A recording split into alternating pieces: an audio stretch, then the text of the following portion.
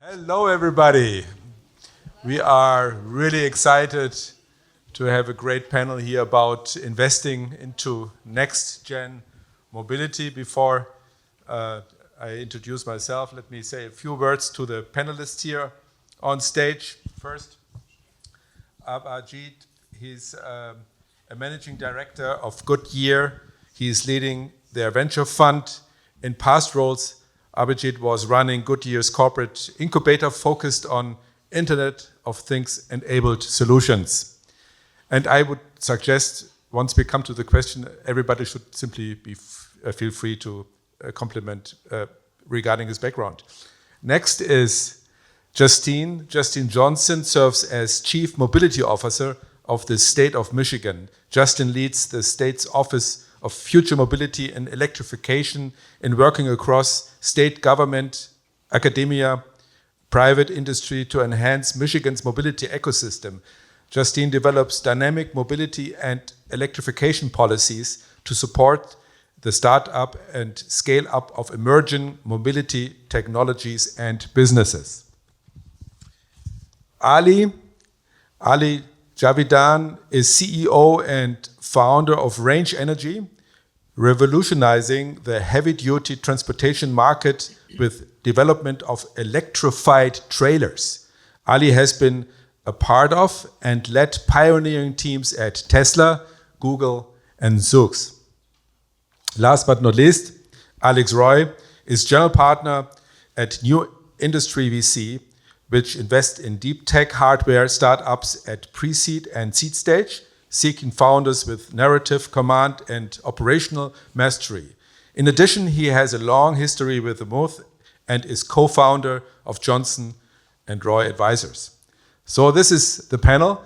Let me introduce myself. My name is Hinrich Woebcken. I'm general partner at a here LA-based venture capital firm. We are invested also in mobility and space early stage companies.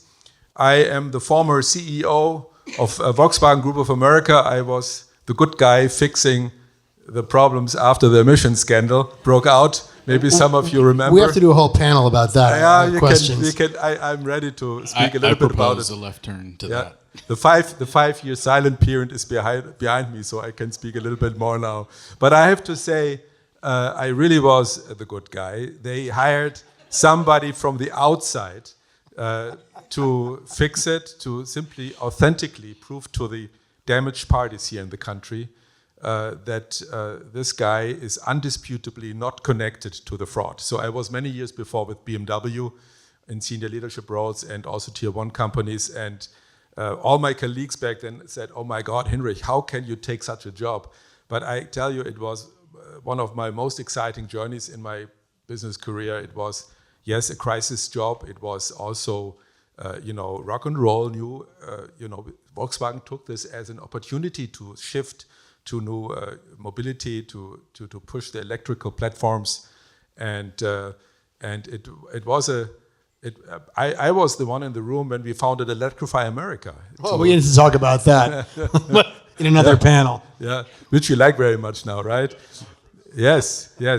So let me start out with my first question, and I think before we talk about investments and how we have two, including me, three venture capitalists here on the panel, and of course one customer, so to speak, who has to organize this on a state level, and we have one panelist who is a founder and a technologist with great ideas. Before we talk about investments, I think we should first spend a couple of minutes on, what is really up, what is coming next, what are we most excited about. And my first question goes to Justine. With all the transformation we see here in the public transportation sector, Justine, what do you think are the three top innovations that need to take place from a perspective as a state public transportation strategist? Sure. Okay. So, as Chief Mobility Officer, I would say a few things that are coming to the top of mind. One being around all things infrastructure and autonomy. And it start first with the infrastructure piece. So, as we're thinking about the future of infrastructure, looking at how digital infrastructure will help to support not only opportunities around understanding how our grid works and thinking about ways in which we can effectively manage a number of different challenges, but also to be proactive about our grid. I think that's something that's really important. And that supports a lot of the work around electrification. I'd say the other part of this is, and especially doing something that we've done before, looking at our charging infrastructure in a very different way. We have dynamic and we have static charging. And for far too long, we've looked at charging infrastructure as where is the place where you can plug in. And something I'm really proud of for the state of Michigan, that we've done the thing that most people said we could not do, and we said, okay, how might we then look at charging infrastructure from the lens of literally a vehicle charging in motion? And so looking at our infrastructure as these smart clouds, as our roads, really understanding not only the electrification piece around this, but also how the vehicle is actually connecting with the infrastructure in a very dynamic way. I think about public transportation options, and as well as the movement of goods through this lens of looking at infrastructure in a very different light.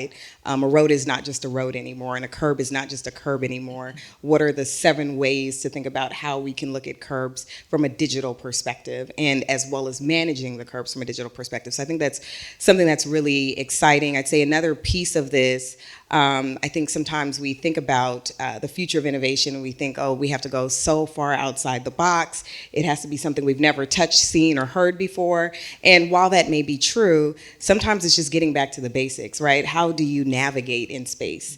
What are some of the challenges for the average person who needs to get from point A to point B? Are they able to locate, again, from charging infrastructure? Are they able to have signage on where they need to go when they're in the built environment? That's another piece.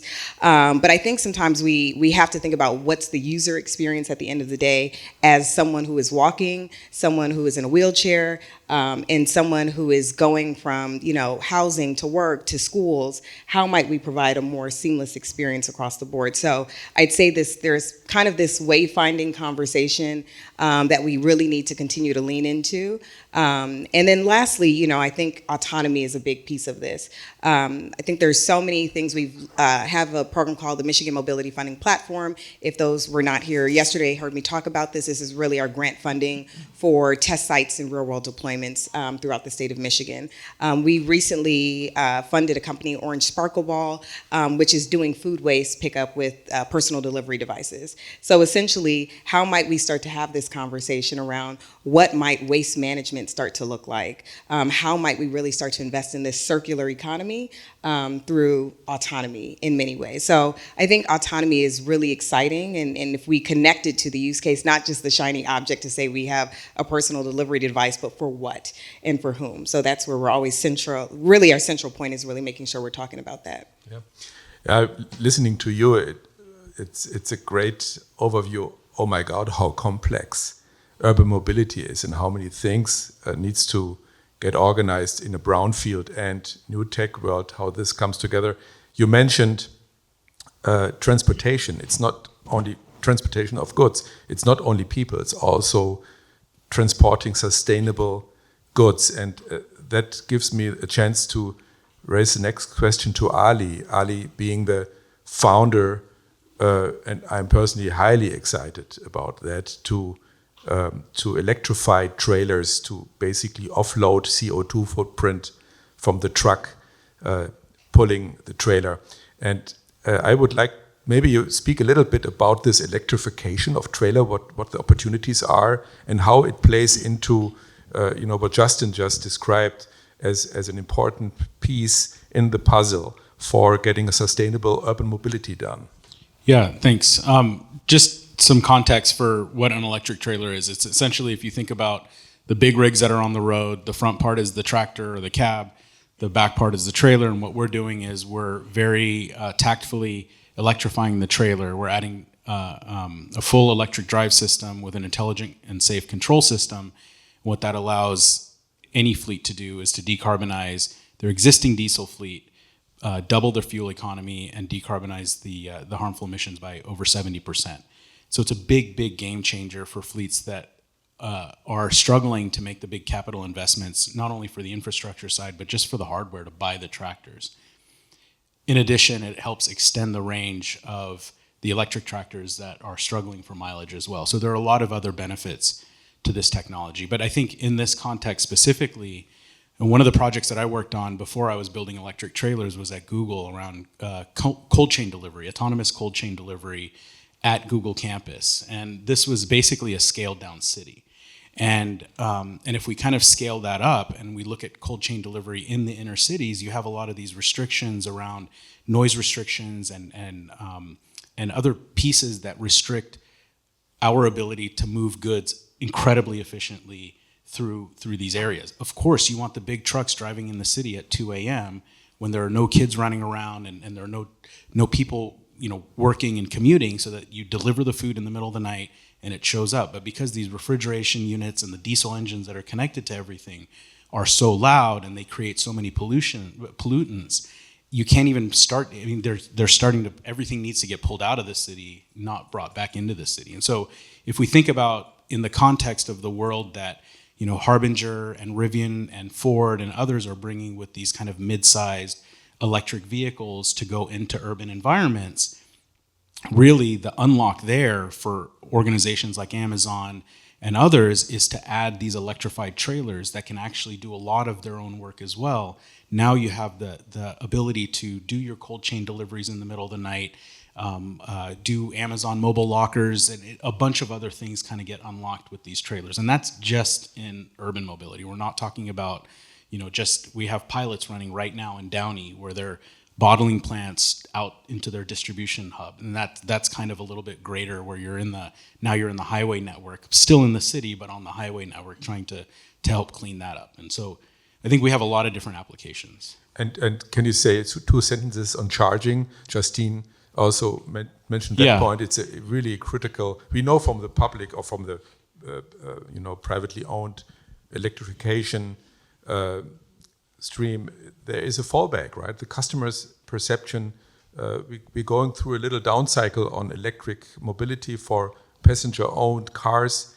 I'm convinced it will come back up. It's just a typical up and down cycle, but out of charging experience or the necessity to get those trailers charged, how would that play out together with the public infrastructure necessary? Sure. We think a lot about charging. And just to kind of give a little bit of context, you were in the room with Electrify America. I was in the room when we created the supercharger networks. And so at Tesla. And so and I ran the very first ever supercharger run from Palo Alto to Harris Ranch to Tejon Ranch down to Hawthorne. And so charging is incredibly important. And I understand the infrastructure demands that all of this is going to be bringing onto all of our cities and areas. That being said, I think, or in addition to that, I think technologists like myself have been taking infrastructure for granted, assuming that we're going to build all this great technology that has this incredible infrastructure demand. And yeah, it works in all of these lab environments. But then when you actually deploy it in a city, the city can't keep up with all of the demands for everything from permitting to actually laying down the conduit. And so for me, it's really, really important to be empathetic to what we have today. Like, let's try to make what we have today work. And to that end, part of what we're doing, and part of the very selfishly, the brilliance of my idea is that... it's a pretty good idea. I couldn't get into his round. Is that we, if you think about electrified tractors, they are not making money when they're parked. They have to be moving to make money. Trailers have to be parked to make money to get loaded and unloaded. And in fact, they're parked at a building that already has a ton of power. And guess what? Most of them already have shore power at the loading dock. So why don't we just use all of that? So we've scaled our entire architecture, system architecture, to leverage the power that is at most loading docks and at most buildings, and intersect that with the fastest fleets in the world, Walmart's, Amazon's of the world, that have a very mechanized process that's around 40 to 43 minute dwell time at the loading dock. Well, that's where we charge. We can charge with a 150 kilowatt or 350 kilowatt charger. We're not talking about megawatt chargers here. With a standard automotive DC fast charger, we can charge in typical times between 30 and 40 minutes so that we can be completely operationally transparent to these fleets. Cool. Abhijit, you have overseen lots of, with your incubator innovation work, lots of new ideas. Now you're also on the dark side, on the venture capital side, just recently. So can you share with us here, out of this incubator perspective, what are the key drivers you see in the transportation sector and the mobility sector? Sure, yeah, happy to. So about 10 to 15 years ago, right, we started to see a few key trends emerge in mobility. And I'll try to kind of go through them one by one. And each were very meaningfully connected to what we do as a business. So one of the first things we saw were people were starting to get comfortable in the concept of renting a car for using it versus owning a car at all times. So hence came Uber and Lyft, if you think about what you are doing with them. Why that is different is my car gets used 2 hours in a 24-hour day cycle. But if an Uber or a Lyft driver is driving 2 hours a day, they're not making money. So they're driving a lot more. So the utilization of these assets are going up. So as an industry, we had to really try to respond to that and create new value propositions. So that was an interesting phenomenon in terms of people renting the use of a car for short periods of time in addition to owning their car. So that was one. The second theme that you've talked about is really around autonomy. And we have businesses in commercial trucking as well as in passenger car, aviation, etc.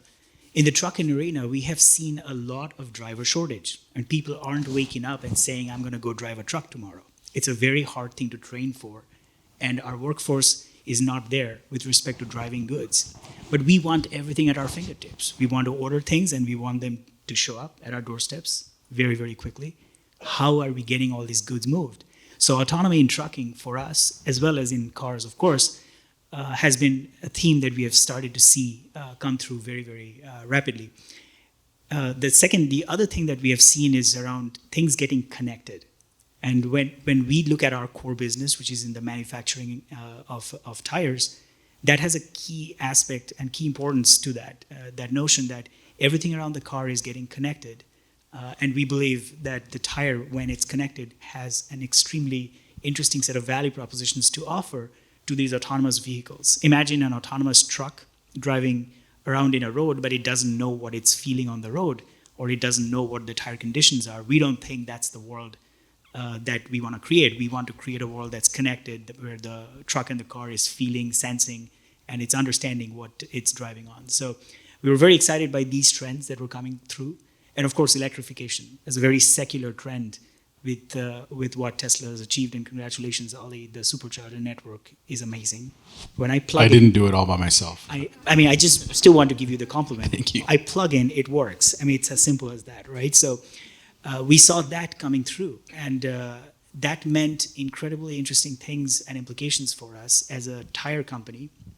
We had to adapt to designing the tire to carry those loads. And one of the joys of driving an EV is you press the pedal and the car just flies, right? It's fun. Now, alongside with that fun comes challenges on the design of the products that the car is carried upon, because you have to have torque, weight, and all those things be designed for. So lots of these trends that we were seeing got us to be very excited about the future. And all of those trends meaningfully impacted our business and brought all our core skills to bear. And so we are very excited about where things are going. Great, yeah, it's fascinating to learn how much IP and technology is around tires, actually, with a lot of connectivity. Thank you. Yeah, Alex, what is your view on the innovation and on the trends in mobility out of a investor perspective? Before we come to the investing itself, I think I would like to finish this first block understanding on the panel, what are the mega trends you really see coming short, medium term? I remember 10 years ago reading the first papers out of McKinsey about how everything in the future would be connected, autonomous, shared, and electric. I thought this was the dumbest thing I ever heard in my life. Because although I believe there's merit to connectivity, autonomy, electrification, and sharing, the four things do not need to be linked into a single product. And most products are worse when all four things are executed at the same time. Most people don't really want to be connected. They want their privacy. They like the connectivity if it reduces friction in their lives, but otherwise they don't really want it. It's also more prone to failure, which increases friction, makes people very cranky.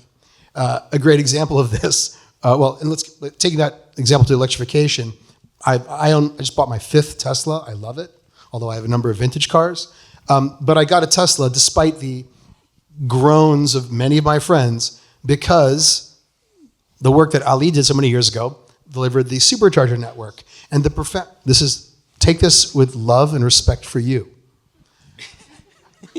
The profound failure of imagination, it's not yours, but it is enormous among almost all the OEMs as Tesla grew, was because they used the wrong metrics while looking at the observable trends around emerging technologies like electrification. So in my private life, I'm a hobbyist, enthusiast driver. I set illegal driving records, the Cannonball Run record, cross country. But I'm not interested in driving fast. I'm only interested in the application of new technologies to my hobby, which just happens to be driving fast cross country. And so 11 years ago, went cross country in a Tesla to set the electric Cannonball record. At the time, the record we set was 58 hours. We relied utterly on the supercharger network. We followed the in-car GPS. That was 11 years ago. In 11 years, no other OEM vehicle has been able to set a record driving cross country, ever. Because the Electrify America network, among others, although it is large, the most important metric isn't the size of the network or the charging rates. The Electrify America network charging rates are faster than the Tesla peak charging rates. But the uptime of the Tesla network is almost 100%. And so buying an EV that is not a Tesla increases your friction. And increasing friction is the suicide of new technology and new products. And so another example would be the word autonomy. The word autonomy means freedom. So no one wants a vehicle that makes its own decisions. We want vehicles that are automated, that do what we want them to do. And yet the word autonomy has been stolen from its original meaning to mean a vehicle that is automated. And this conflation has bent out of shape the expectations people have of new technologies. It does not actually make sense to make all vehicles autonomous, especially in this country, because 45% of the population, mostly in red states, the people who own guns, don't care if the vehicles are 100% safe and green. They want a vehicle that they own. If it's autonomous, great, but it has to be theirs, which is completely in conflict with the narratives that most mobility startups have been telling for 10 years. This is why Tesla, even though their vehicles are not autonomous today, sells so many cars and people love the company and invest in it. Because the promise that you might be able to own the vehicle that is automated and does what you want is far more compelling than riding in a Waymo, even though a Waymo today is better and real. I own a Tesla, but I ride Waymos almost every day in Arizona where I live. And so it's really important to people who are looking at trends and investing in startups that follow these trends to decouple the narratives of trends from each other and examine what culturally and socially and politically people actually want to use. So like my fund, Industry Venture Capital, one of our theses is the concept of operational mastery, which is a company has to be able to build what they claim to sell. But if they haven't resolved the demand risk, do people actually want this? That company's dead. And a great example of that would be my old employer, Argo AI. Argo was unable to make the case that they would be able to solve L4 robotaxis. Waymo was ahead and therefore survived. And many, many, many, many companies with viable technologies do not resolve the demand risk and don't get to market in time, even though the technology is good. And yet Tesla's market cap, 1/5 of it, $150 billion, lives totally on the promise of something that isn't here yet. Because Elon Musk understands cultural trends and demand better than any OEM and anyone developing autonomous vehicles today. Because he looked at the metrics of what an electric charging network needs to be, and he said, uptime is more important than charging rates. And that is the best example in the world today of an innovator looking at demand and meeting it.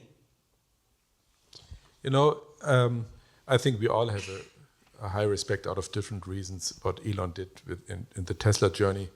For me, as a car industrialist, you just mentioned uptime is more important than the efficiency. Also, on the battery technology, he was on the forefront. But he was not only on the forefront for the EV part. For me, as a car industrialist, he is my hero that he was able to redefine the domain vehicle architecture, how the decentralized CPUs in the car is getting centralized into one main or two high-performance computers and a higher stack, and the activators, the brake systems, the window regulators, all kind of engine controls, light controls, they have more only an activation software to tell to the tier ones, I only want hardware from you and a little bit activation software, and I do the intelligent stuff myself on a higher level. Bosch and Conti, they laughed at him when he was proposing this, and he did it. For me, the production hell, of course, Ali knows much more out of this time. The production hell was not a production problem; it was getting the architecture together, and he mastered that. For me, that is besides the electrification, maybe as out of a car technology perspective, at least the same big achievement he did. I think one of the things to pay attention to and be mindful of, just from the investor's perspective, is that a lot of the stuff that we did at Tesla was because we had to do it at Tesla. And a lot of people are like, oh my God, you guys were geniuses that you did this and you did that. No body electronic supplier would talk to us. Yeah. We went to Pectron, who was doing like really shitty body controls for like third-rate car companies, to buy our first stuff for first Model S. And we didn't want to pay Bosch and Conti and all of these folks for the millions and millions of dollars. So we were just forced into a corner to say, you know what, we're just going to build it ourselves.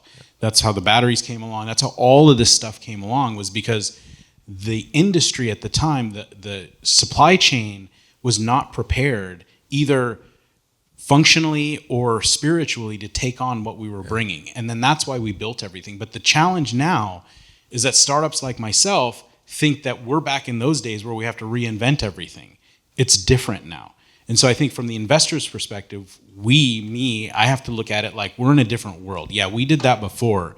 Vertical integration was great for Tesla then, but it doesn't necessarily mean that it's the answer now. Yeah. And so everything kind of shifts and changes. So for me, I think part of the reason I was able to get the great investors and partners and everything that I have is because I realized that I don't need to reinvent the box or the e-axle or the battery module. There are great suppliers out there now that we can just put those pieces together. And I think the best investments are the folks that recognize that you just do integration, build a really clever piece of stuff that's already out there that really, really makes a difference and is always empathetic to the customer, whether it's a city or a state, regional area or a fleet.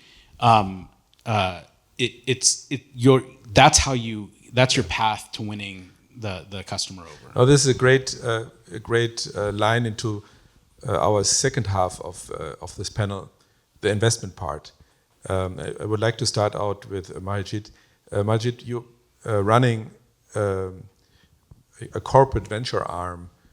I would assume that many of those opportunities you look at are kind of automotive or tire, Goodyear related, maybe like a strategic investment, differently than, let's say, a normal independent VC firm.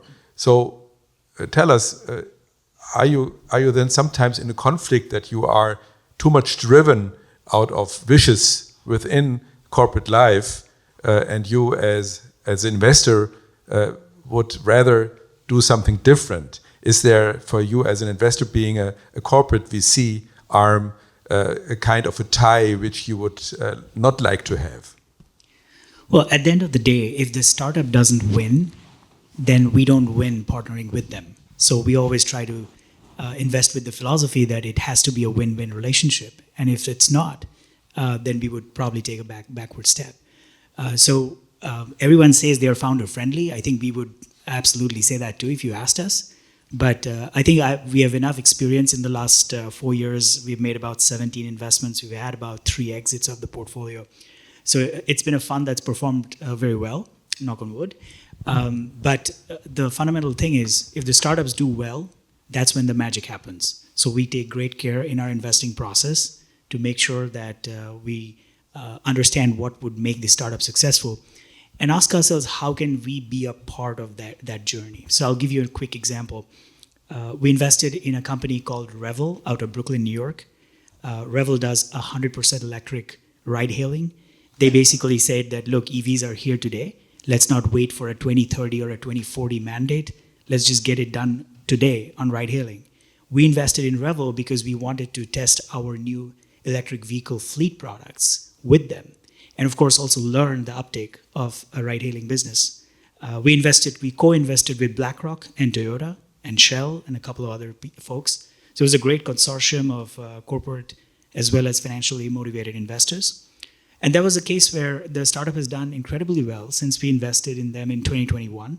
And we have done well with them because we have tested Goodyear products and services with the company. And we have learned, as they have grown, we have learned what to do best in order to serve them the best. So I don't see this as a game where we have to take something and it's a zero-sum game with the startups. That almost never works. What does work, though, is if you are able to say, what can the corporate give to the startup to help it grow? And in return, what can we learn by working with the startup? And when those two things click well, that's where the magic happens. So that's probably what I would say to the question. Thank you. Justine, public-private partnership is a big word. And my question to you would be, how important is venture capital-backed innovation startup projects for you as a public sector and strategizing this? If you look in the investment, let's say, line from a pre-seed, seed, A round, this actually kind of, if you like to say, easier than to go into a C, D, E round and where the big tickets are necessary. We call this in the venture capital scene, we call this the death valley, that we have an exciting start and the tickets, are, available until a certain size, but then it's not far enough for private equity to jump in, or it's not far enough of a standard, large bank financing is taking over. So there is a little bit of critical period between venture capital and the classical, let's say, large infrastructure financing world. So how do you see this as a planner, as a strategist? Is early stage companies, innovators, disruptors, do you see that as an important element fueling all your tasks in your planning work? Yeah, I'd say, when we talk about early stage companies, the thing that's exciting for me is that it doesn't necessarily have to be an idea or innovation that has VC-backed ties to it yet, right? And so we know that there are multiple phases to what this investment process will look like for a company. And hence the reason why, I guess, within the state of Michigan, something that is important is that we look at ways in which we're supporting entrepreneurs and we're supporting innovation. Recently, we had, if those who were in Michigan, last month, we had a mobility conference. The governor issued a check of $100,000 as a part of a competition called Pitch Me.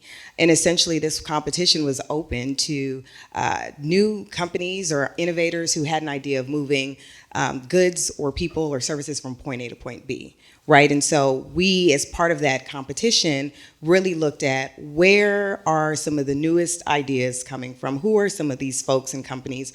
What are they hoping to test out? And really, how could we, within Michigan, again, being the state as a customer model, what would that look like and how we can continue to support them throughout their full journey? So I think that's one piece that we do look at. When we talk about all things related to how to support makers. And I mentioned this on the panel yesterday, but we are a state of folks who know how to build and manufacture, and that's something where we want to continue to support those businesses.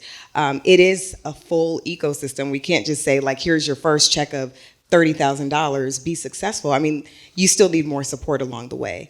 And so we do have to have this conversation of how we open the doors for innovators to test their ideas and to get the funding to do that and to make the new hard tech of the future.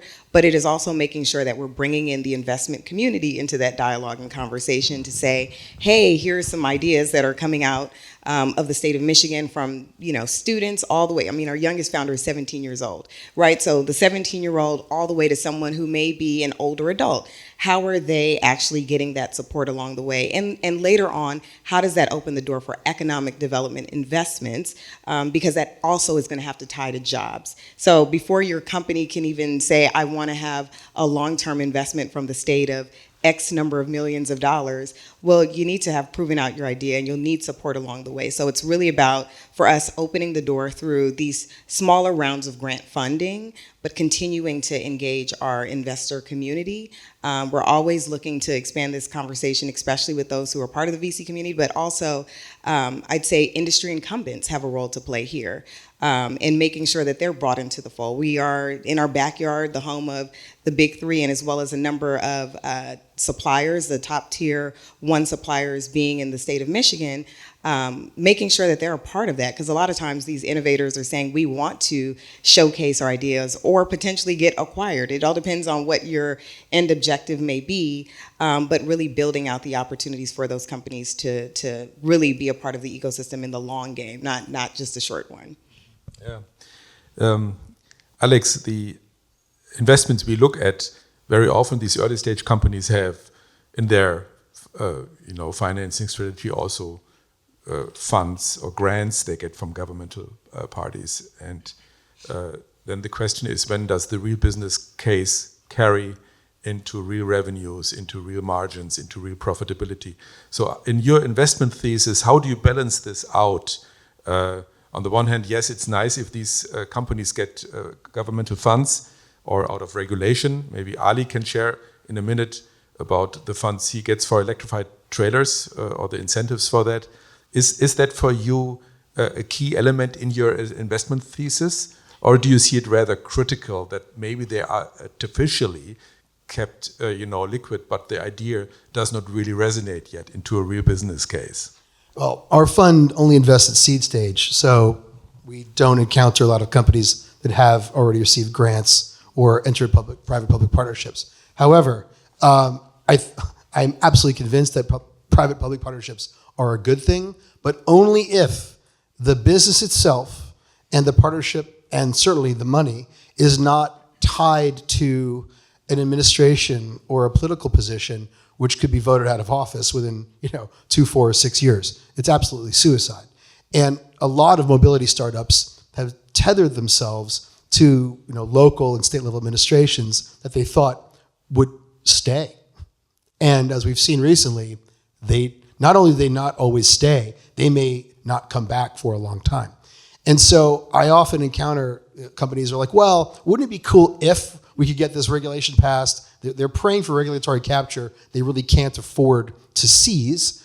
And then if they do raise, greater sums of money and enormous valuations are tied to electoral outcomes they can't actually control.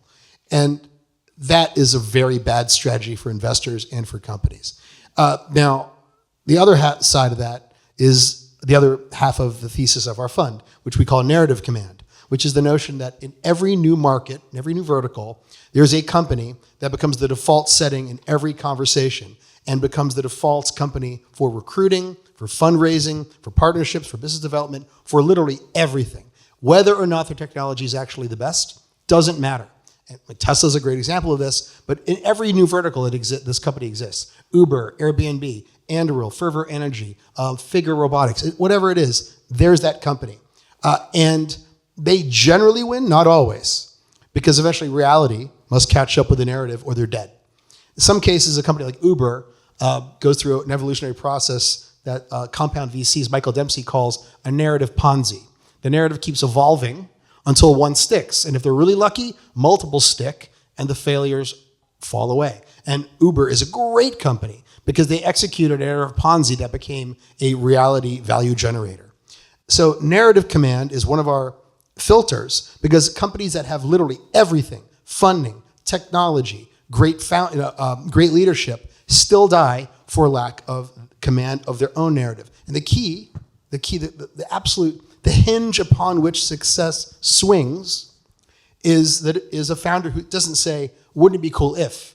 It's a founder who says, this is what the entire vertical will look like. We will define it first. We will execute on that.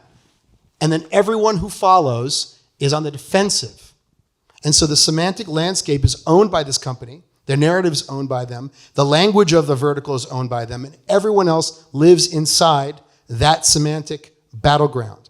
And it is almost impossible to overcome it. Almost impossible. In fact, I'm trying to think of an example of anyone who has, and I can't think of one. But afterwards, if you know of one, please let me know, because that'd be a great podcast. Wow, okay.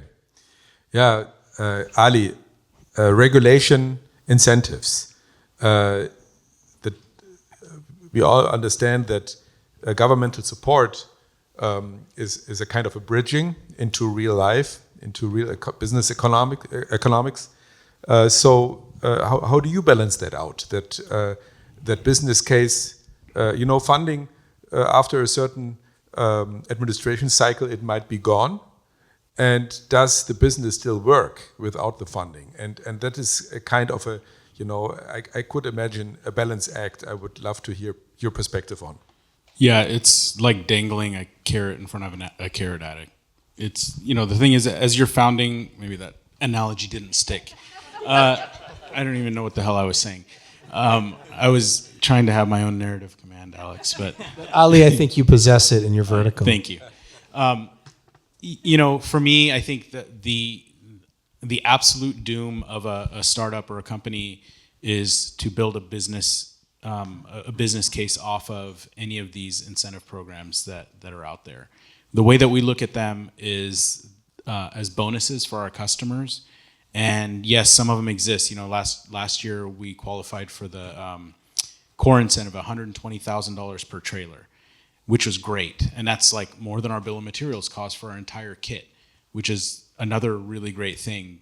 But we couldn't pitch that to the investors because it's going to go away over time. And so I think it's on us to make sure that we fundamentally build something that solves without any of those incentives. Now, that being said, of course, the incentives that states and regions can give can help get people over a decision point or a finish line. But I would much rather take incentives on things like infrastructure or other things that have a lot longer staying power than a point of sale incentive, as enticing as that is for me and my unit economics, because I know that doesn't live forever.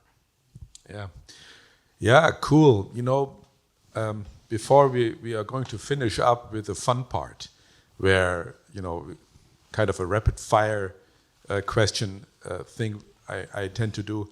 I would like to give the audience here the opportunity also to raise questions. What do you have on your mind? I mean, this is an unbelievable panel here with VCs, with an innovator, and with a public sector representative. Is there anything on your mind you would like to openly ask here? Let's do that, please. Do we have another microphone?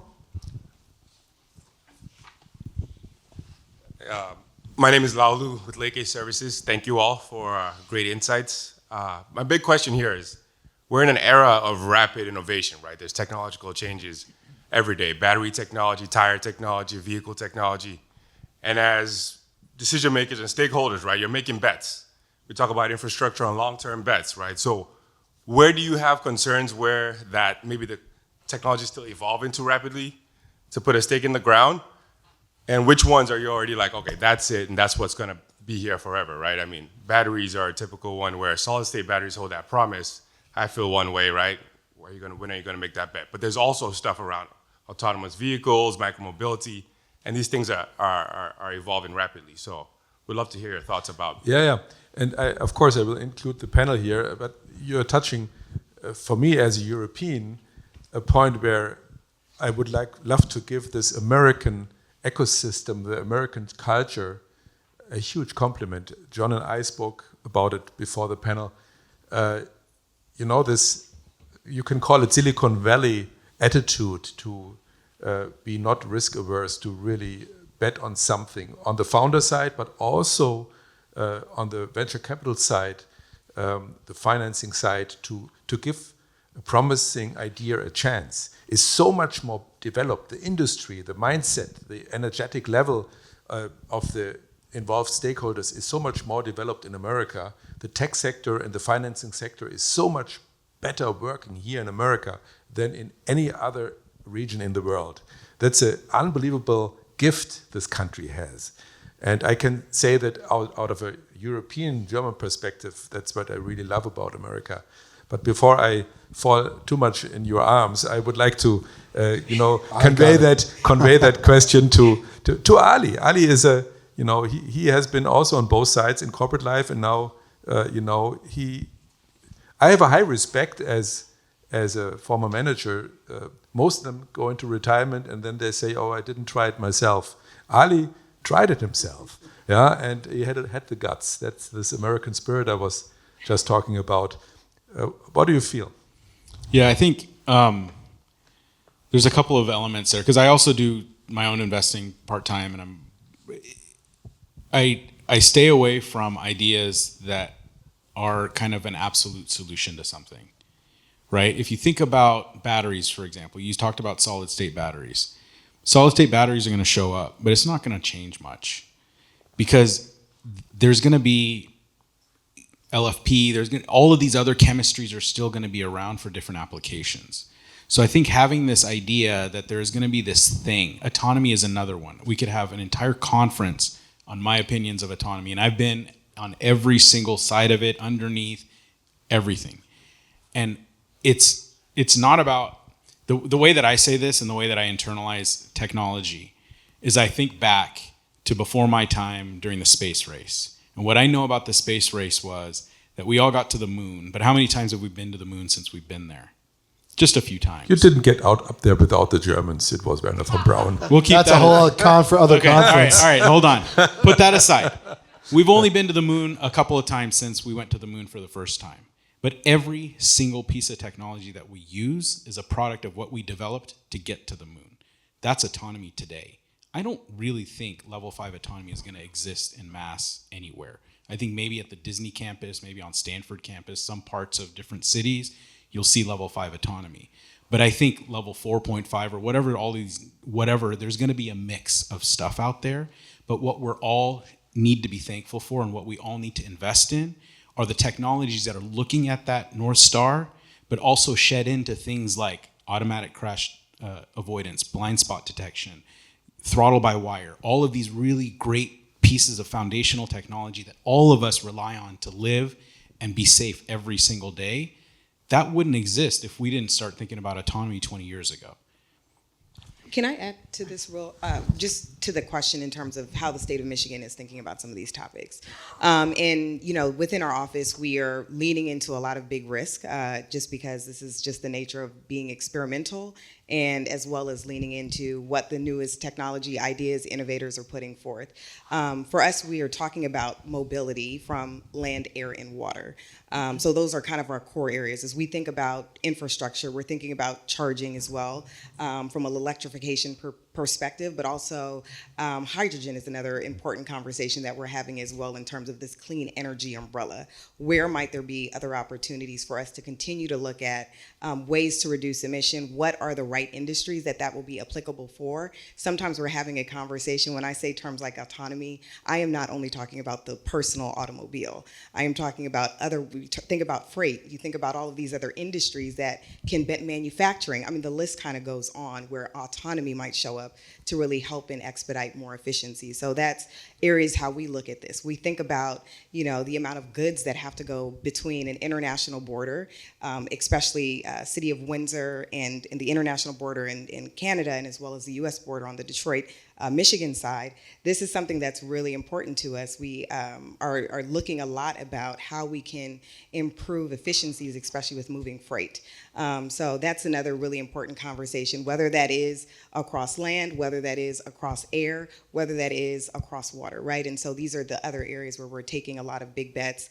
We've partnered with Toyota Mobility Foundation. Essentially, the city of Detroit received $3 million as part of this big investment, literally thinking about how we can improve not only supply chain management, but also thinking about how we reduce emissions and freight emissions, especially going to a place like Eastern Market within city of Detroit, which is one of the largest open air food markets. So we are, same thing, you can have the same conversation of we're investing in advanced air mobility. We have the AAM Activation Fund. We've put out $6 million across the state last May, and really looking at how we are talking about the charging infrastructure to support not only aircraft and drones, but also how we are moving things specifically around air as well, using drones. Also understand digital mapping as well. So we're making a lot of key investments, off-road vehicle. I mean, the list goes on. And we're looking at all of it. It's not to say that one is, the preferred option versus the other. We have to put all of these parts and pieces to play and really think about how that's going to improve efficiency, sustainability, but also connecting people to just, again, the built environment in a very different way. Yeah, a lot of opportunities for investors, right? Listening to the complexity. Next question. Is there something up there? Yeah, this lady up there? Right here, right in the blue shirt. Okay, here we go. Oh, there. You get a microphone. Give me 1 second. You get a microphone. Quickly introduce yourself, please. Barbara Brady. I have a tangential question. When you look at all these things, automation, electrification, innovation, do conversations ever come up related to customer issues on privacy? Does that ever enter the room? Are we giving up certain public, private privacy rights of individuals as we further automate and innovate? And is it ever discussed? Who wants to take that question? So to summarize, your point is, in a nutshell, did I understand you right, that your question is, with the innovations in the transport or mobility sector, individuals lose their privacy and individuality? Is that the direction you were asking? Whether rights to privacy is things Yeah. Maybe I start out. In Europe, there is a big discussions in the metropoles, the large cities in Paris, in Berlin, in Amsterdam. Why do we spend so much space for parked cars?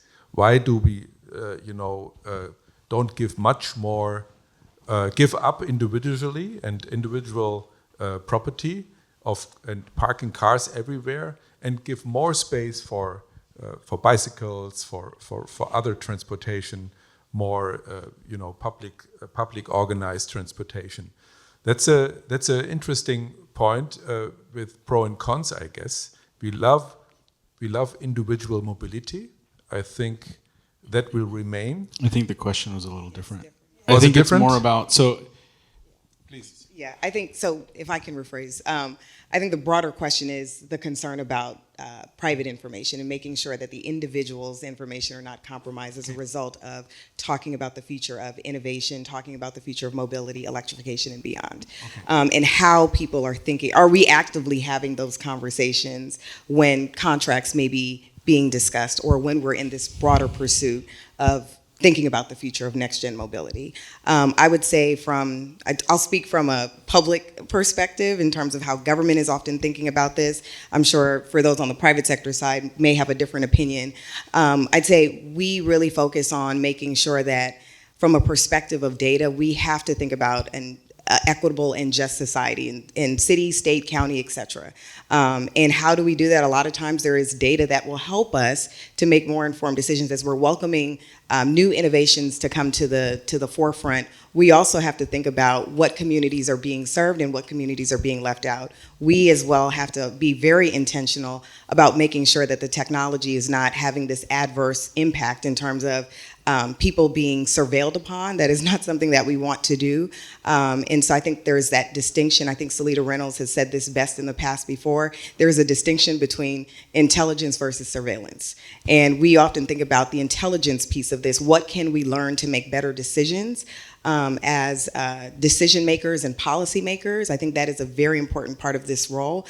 We don't want to again, make decisions based on, anecdotal information, but to have the data that will help us to better provide different form factors, transportation solutions for people, but also still being mindful that we don't want their personal identifiable information being compromised at the same time. I worked on a bunch of this stuff when I was at Google, and we all know the history of Google and private and tracking and all of that stuff. And so one of my tasks was at Google was to build a computer vision system that tracked every single employee's motions out of their office into the cafes, where they dropped the trays off, what food did they pick up, individualize, identify and ID every individual, but leave it anonymized so that we could do large pooled data. And it was a challenge, but we did it. And I think, long story short, there is always going to be a tension. And one of the biggest pieces of that tension is that we cannot truly have a frictionless experience as a customer or as a consumer with absolute privacy. Because you need that system, that AI, that robot, whatever it is, to understand a little bit about you in the moment. Not about you in general, but in that moment. What's the context in which you're working? What are you looking for? What does it predict you may want next? And I have to learn something about you to be able to present that to you. That's why Amazon is as brilliant as it is because they've removed friction. And I think this is a tension that's going to be there forever. And as a technologist, I think about it all the time. And I think maybe I am a little bit complacent in thinking that, okay, well, the data systems are going to do a good job of anonymizing things, and there's data privacy, and we have all of these other things and all of that stuff. And maybe we could be a little bit less complacent about that. But we also have this tension constantly that the more private that our consumers are, the less of a great experience we can deliver to them. And the security of that information as well is another important. That is critical. Like we would would never ship anything without end-to-end encryption on the user data and making sure that the user data is anonymized before it leaves. And we have all of these really, really, we have a lot of really deep thoughts in how this works. And I can't say this is how everybody thinks about things. I would love to take another question. And that goes to... So I think a couple of things I would say to that is, first up, when we are doing diligence on companies on this very serious issue, we want to make sure that people are following the laws of the land. Right? That's table stakes, no compromises there. The additional thing that we have done that's helpful is we want to check if people are collecting data for legitimate business purposes, that consumers understand that the data is being collected, and they understand why that data is being collected. I think that it doesn't solve all the problems, but it does go a long way towards making sure that people aren't surprised by what data is being collected from them. As an example, we see startups in the battery diagnostic space, and it's great if they get people's permission to access the car so that they can give them a report on the battery. It's just a simple example of what works in that space. But yeah, I just wanted to share that. One more question. I think this hand went up earlier as well. Do we have another microphone? Yeah, go ahead. You go ahead. Okay. Thank you. Sorry, I tried. My name is Victoria. Thank you for sharing your thoughts and insights with regards to trends in mobility. I'm hearing a lot of keywords like electrification, infrastructure, autonomous driving. But one hot word that I'm not hearing is AI. I'm curious as to what you think of the role of AI that will play in the mobility space.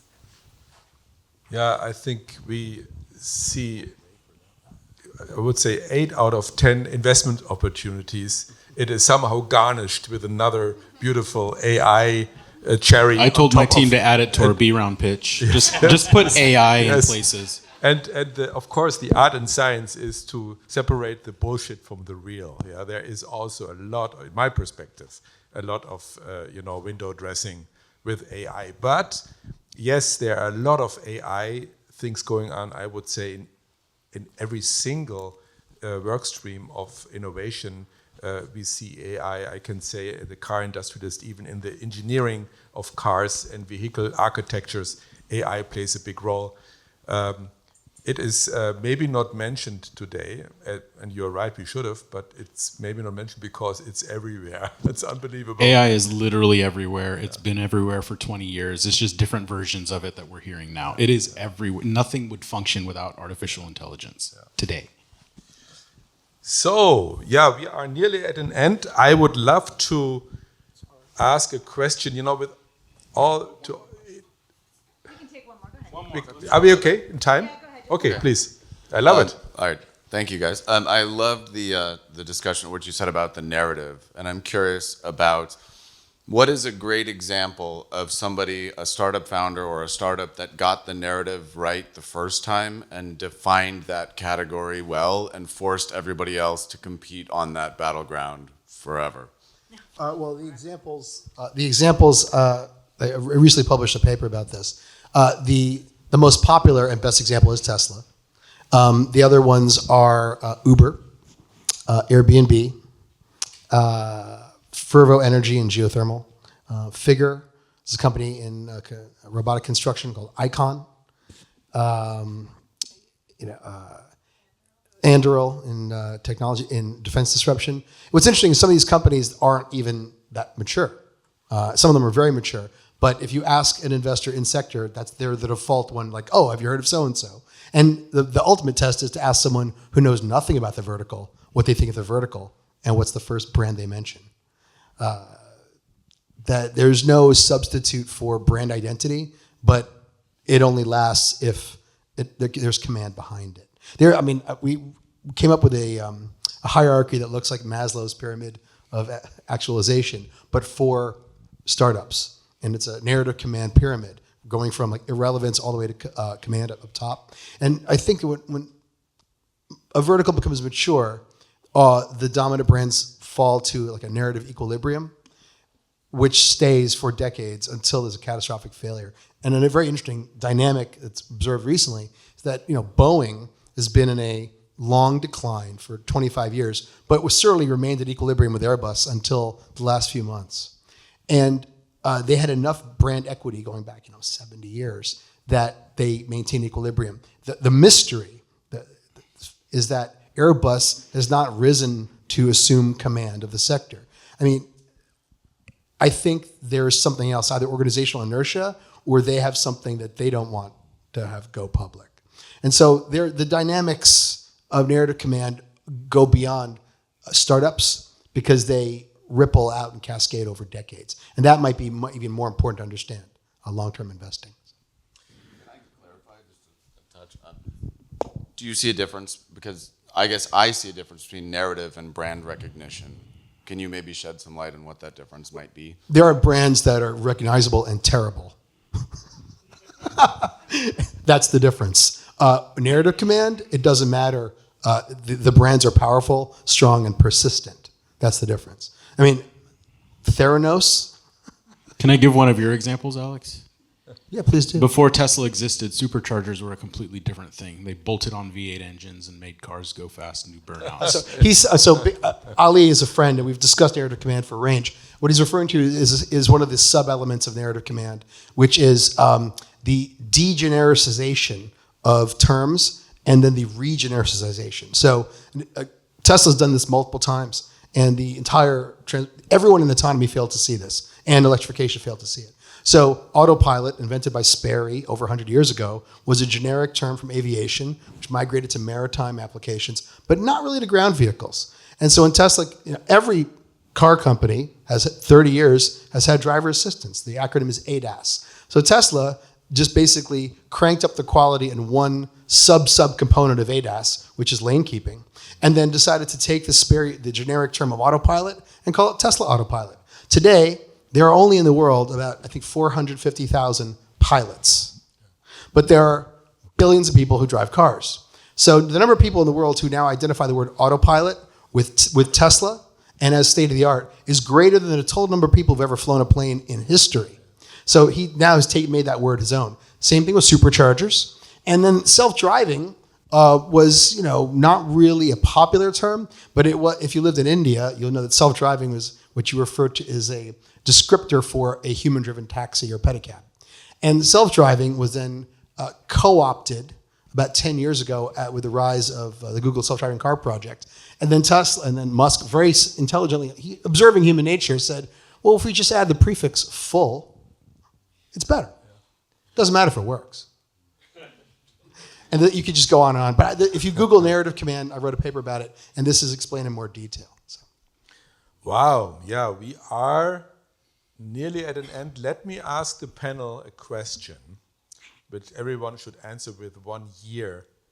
This epic traffic jams in LA, with all the technology we just discussed and our investment energy and the founders with all the creativity, the great city and municipal planners, in which year will the traffic jams in LA, because of all the great stuff we just discussed, when will it be solved? In which year? I start out with you, Abhijit. I say 2027 when Joby Aviation is. Wow. Ali? Oh man, this is such a tough question. I'm waiting for Planet of the Apes to happen. Yeah. Justine? This is such a tough one. I mean, I don't have a year, but we have to have a very different conversation around land use. So I'll start with that. Okay. Stay out of the fast lane if you're not passing. Only a year, Alex. Only a year. Two things have to happen. There should be dynamic congestion pricing, like basically traffic markets with dynamic congestion pricing in real time. And the revenues of that should fund transit so we could reach an equilibrium point. Okay. And I worked on a paper years ago about the concept of universal basic mobility, which basically is we need to promote public-private partnerships such that every community reaches an equilibrium of transport modes. Before optimal. 2030 or after 2030? Never. Okay, wow. And what's your year? You're on the hot seat too. 2035. Okay, we'll see you then. It was such an honor and a pleasure to have these rock stars here on the panel. Thank you so much and give a round of applause.